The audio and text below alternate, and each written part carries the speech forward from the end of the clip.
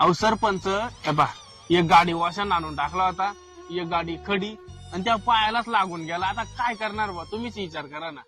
ते बाकी मला सांगू नको.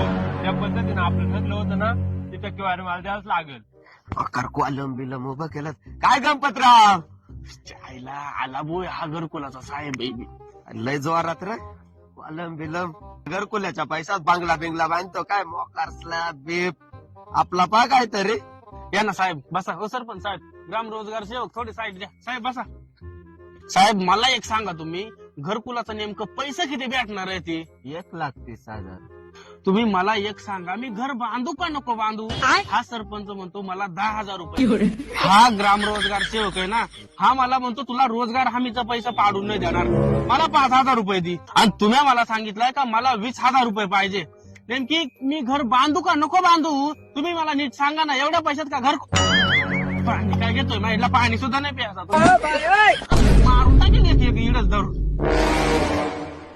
जसं काय तुमच्या खिशातून मला पैसे दे. निघाल रोजगार सेवक रे साहेब, निघ. तुला काही आगळा सांगू का सरपंच? निघ. एकदा तू नीट विचार कर, तो घर होऊन जाईल.